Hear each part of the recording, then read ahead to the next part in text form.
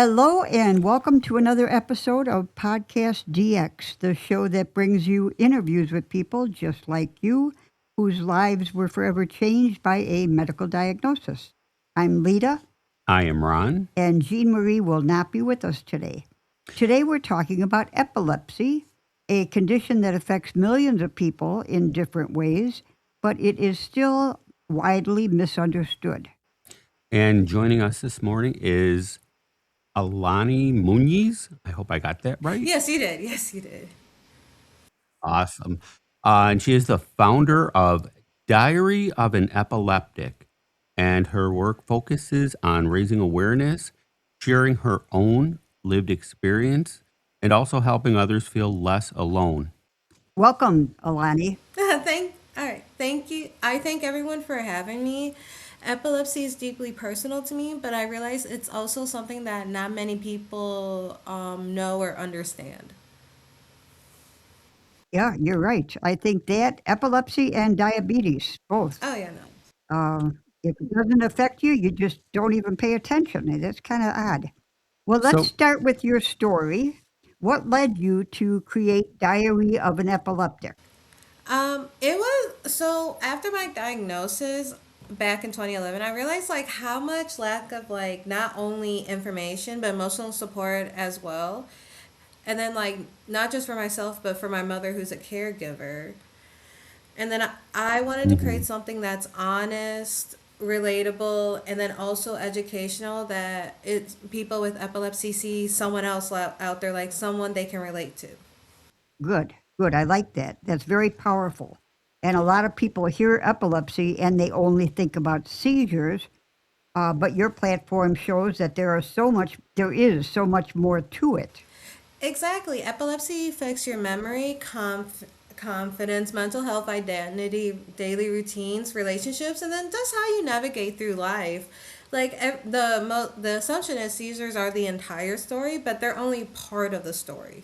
Right. And that's where the storytelling becomes so important. And that's what I really, really like about our platform here. Our guests, they have the opportunity to tell their stories. So let's hear it. Yes, storytelling does help people feel seen, and it also breaks stigma. Because when someone shares their story about their epilepsy journey, it has the less likelihood of myths and misconceptions to exist in a world that we are. There's always these assumptions, especially with disabled people, and the underestimation that they have, like a lot of people have against disabled people. That's 100%. So, what are some of the things that people actually get wrong when they think about epilepsy? One big misconception is that epilepsy looks the same to everyone. That isn't the case. Like monic some people can have tonic-clogic seizures, which are just uncontrollable seizures. Some people can have subtle absent seizures. Other people can have either focal aware or unaware seizures.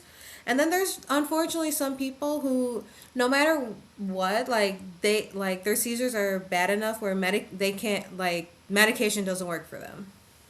And then I would say another one, like from my experience anyway, another misconception is that people with epilepsy can live full productive lives. And that's not simply true. And that's Hmm. another reason why I created Diver Epileptic, just to show that we live normal lives. You just don't, we're just not visible enough for you.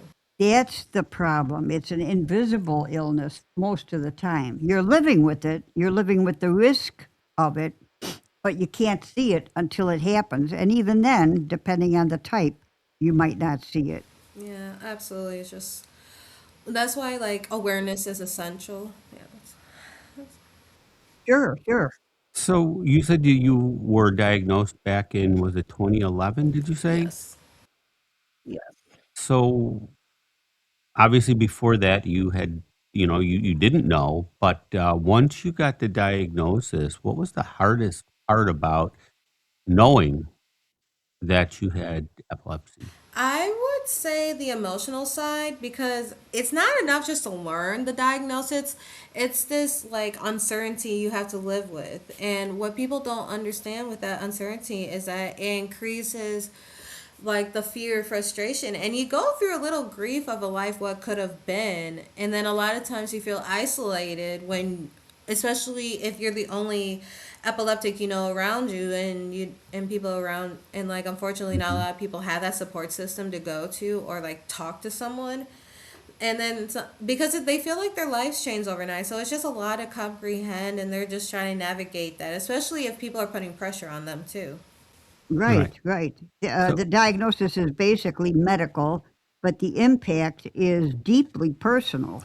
Oh, absolutely. Like epilepsy affects your sense of identity, and with that, you like people start wondering, will they treat me differently? Will they believe me if they ever mhm. said they had epilepsy? And then you go and like, can I do the things that I planned? Like for instance, like with it being summer, like, oh, can I go out in the sun for a little bit? Unfortunately, sometimes heat is a seizure trigger, so they have to navigate Mhm. that. And a lot of these questions can be heavenly, which is the emotional burden.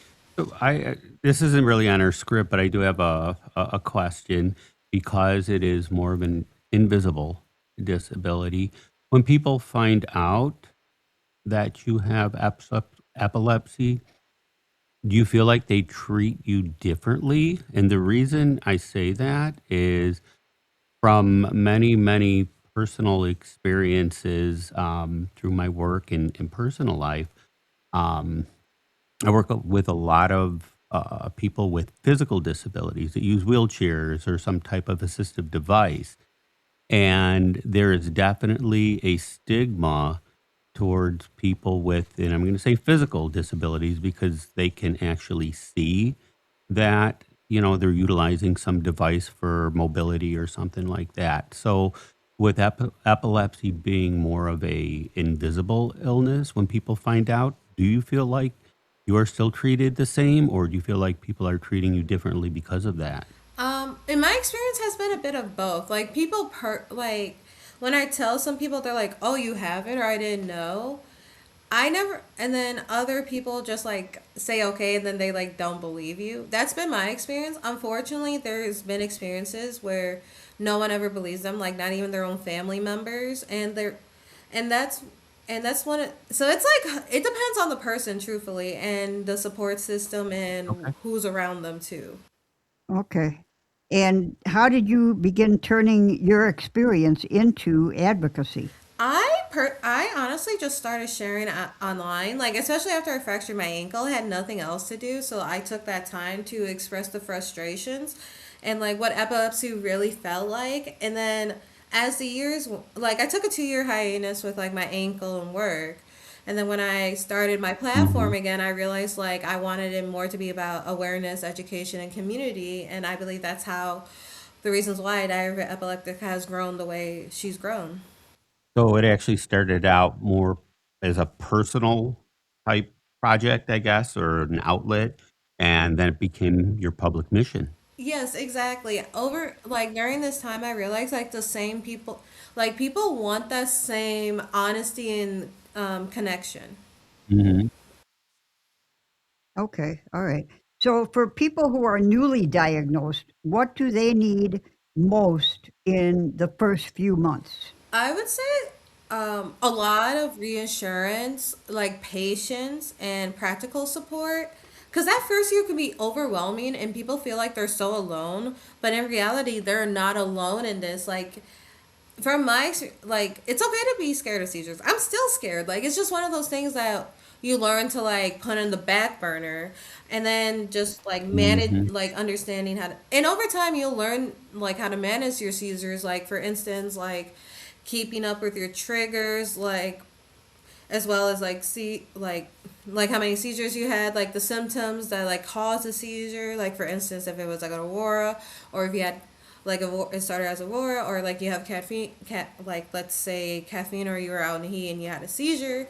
And then as well as just like medication changes, because with medication, of course, it becomes like cognitive and like your they alternate your brain sometimes, so just being careful with that too can be very helpful. And as an for someone newly diagnosed, it's a lot, but like you break it down. Like people, like sometimes it's just easier to break it down versus looking at it as something big. I will say that as a newly diagnosed, because I went through that.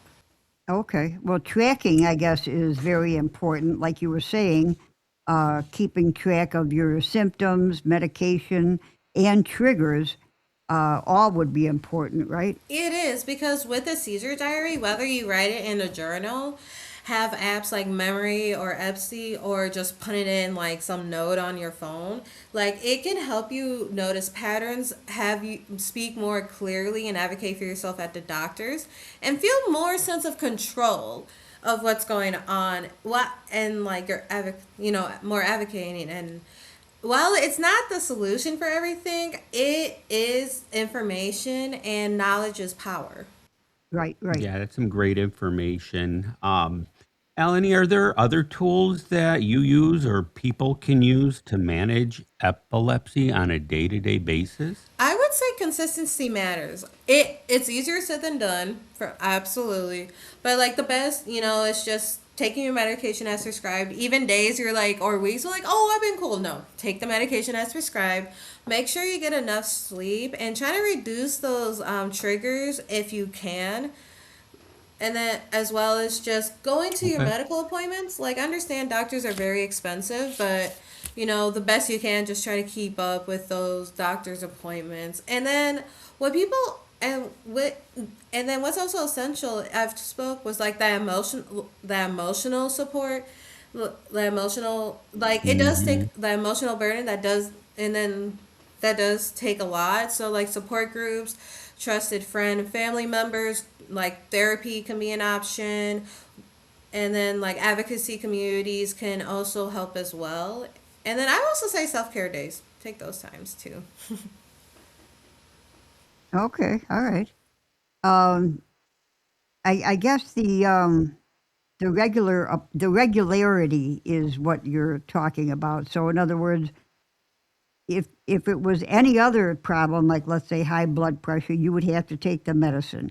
However, if it's a headache and you have the choice, take the aspirin or the Tylenol or whatever, or don't. But if it's prescribed medication, then you need to take it as prescribed, right? Absolutely. Absolutely. Because the medication can help tamper down those symptoms. It can help. Yeah, what you're saying, it does help control them. It doesn't work like the best it can, I should say. The best it can. Right, right. It's not like a cure all, but hopefully it helps tamp down those symptoms. How do you handle the mental health side of living with epilepsy? You mentioned uh, support. Yeah, as I'm laughing because it's like it's ongoing for myself, but like from what I've learned about my journey is that there will be the anxiety, there's depression, there's this fear of like when this next seizure will occur, and then just like Hmm. trying to like no matter I feel like no matter what someone like they're trying to live life like as misunderstood, especially if you're the only one around you that has epilepsy. And then for me, like I've learned like speaking openly about it helps, even even if it's just subtle in a conversation. Like you don't have to flat out say I have epilepsy, because a lot of people are not always comfortable with that. But like putting it in a conversation gives not only the person more comfortability to talk about it, but like the other person like, oh, okay, or like they can have questions that way sometimes. And then as well as like luckily for me, I have like my mother, friends, and like sister-in-law and sibling who understand that epilepsy is not just a medical condition but a life condition. Right, that phrase is important. It's a life condition. And I had a different question. When you're saying that you have a fear of when you would have another seizure, do you have a support dog or a support animal that can help you be aware of a seizure coming on? Yes, like so in my case I don't like so for my case I don't need one, but there are like for anyone who has uncontrollable seizures, they can get an emotional support dog. They just have to go through this little process. But once they, and that's the amazing thing about seizure alert, like those seizure alert dogs, is that they can, like, that inner, like, spiritual connection in a way, of like that dog knowing when you're going to have a seizure. So if it's one of those situations for you or your loved one, I would say get a seizure dog, alert dog. Right. Right. I strongly approve of that. So, Allany, you mentioned that you have a great support group between your mom, your friends, your sister-in-law. So, what would you say or suggest to someone who wants to be a support to a person that does have epilepsy? They want to be a support for them, but they just don't know how to. I mean, what advice would you give for them? I would say just start listening without judgment. Like it's so easy for the other person to ask 1,000 questions, and sometimes the person with epilepsy is trying to answer it or trying to like find the words for it. 'Cause sometimes it's hard to describe. So with those questions, just ask like what they need to, because while a lot of people focus on the clinical aspect, like that emotional part, so like what do they need, like especially if you like understand their specific situation or the type of seizures or triggers they have, like, and that's a start. And then like for people, I we're still in this day and age where like people assume that seizures all look the same and people need the same type of support, Right. but in reality there's so many supports and type of seizures that not all support would look the same. And while this like being calm during a seizure, while it's easier said than done, it just sometimes like what you can like knowing what you can do in that situation with seizure first aid can make a difference too. Right. So if it's your friend and it's your seizures, and you're aware of how your seizures usually present, if you explain it to them, then they have the knowledge that they will be able to help you. Whereas if they just read something online, let's say, and they only read, turn the person on their side, make sure that they don't choke on their saliva or whatever. I mean, that's for a different person. You may have different symptoms, right? Exactly, yes. So you have to be practical and reassuring with your friends. Yes, and when I say this, like nobody's perfect. Like you don't need to be perfect. All people with epilepsy really Hmm. ask is to be present, informed, and compassionate. Okay, Yeah, good, no, that's phenomenal. That's probably the best answer to give. right. Let's, I guess, talk about stigma. I guess, for lack of a better word, because there still is a stigma surrounding epilepsy. What are your thoughts on that? Unfortunately, there's always going to be this assumption about epilepsy, and because of that, people tend to hide their condition, and like whenever they have questions, they avoid asking it, even if it's to a doctor. And then they feel this sense of shame because they're feeling tired or whatever side effect or like or the epilepsy is really getting to them that day, but they have no one to talk to, so they just compress all those emotions in. And for many reasons, being they don't people don't want to be seen as different or incapable, and why visibility matters, because the more people speak about it, the less likely myths and misconceptions slash stigmas exist around epilepsy. Right. Speaking of, what about your social media? Again, it started out as a personal mission or a personal project. Then it became a mission. How has using social media helped you with minimizing this stigma? Yes, it social media is one of those things that could be a powerful tool, and it can also be our own worst enemy.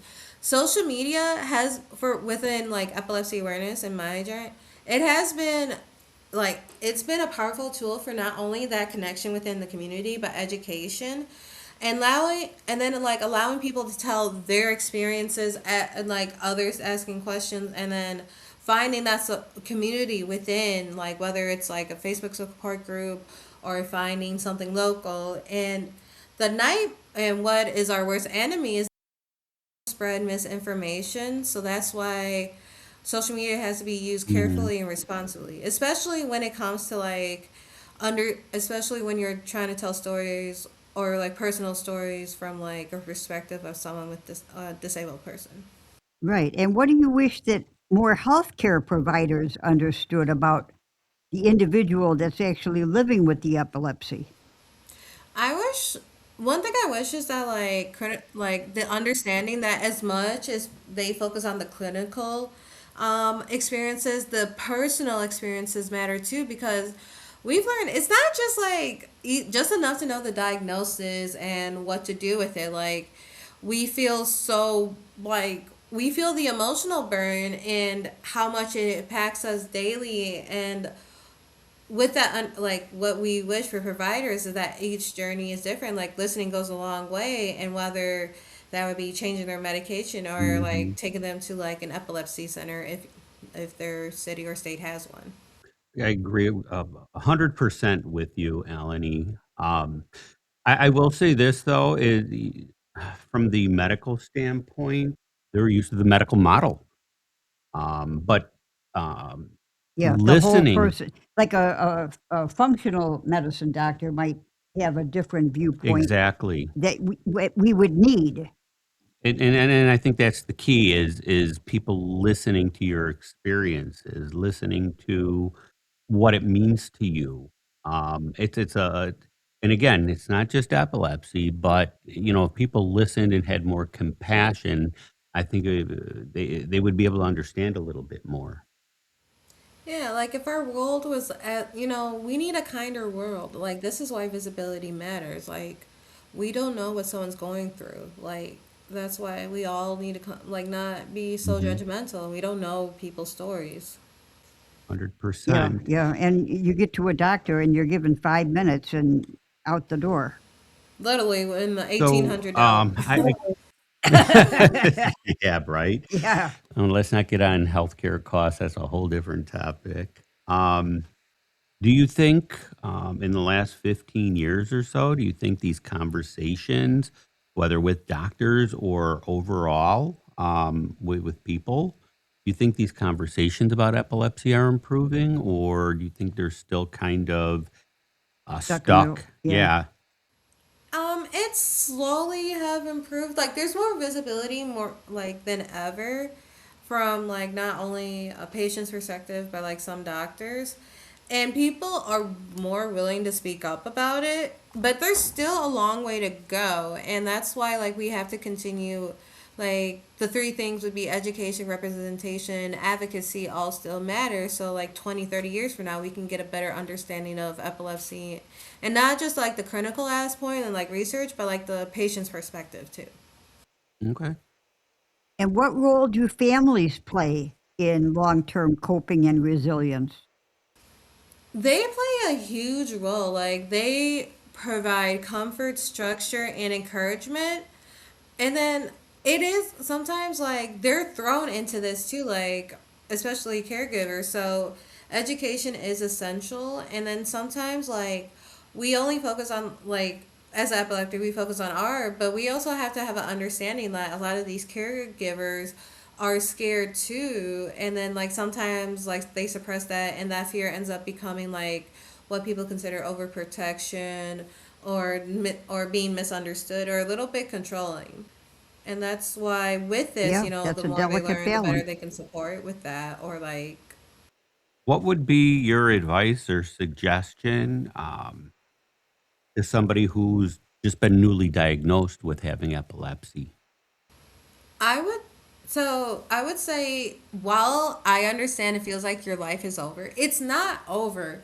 Your purpose is still here, and while it's a little different than you expected, it doesn't mean it will be less meaningful. And then something I would add is understand your body, learn your body, ask those questions. Go let someone come with you if you don't know how to ask those questions. Like, and sometimes trying to build a support system, whether it's like support like personally around you or you use social media. And then like the biggest one even I'm learning to this day is give yourself grace. Like it's okay to make an mistake. It's okay not to know something right away. Like you're navigating this thing too, whether it's like from birth and you're growing up with it, or someone like myself who got diagnosed later in Mhm. life. I had a quick question before we continue.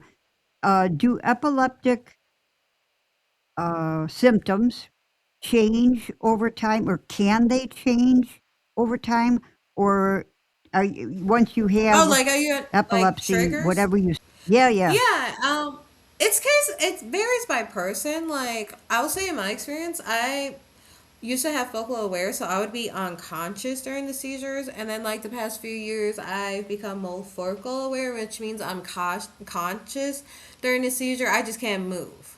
And about how long do they last?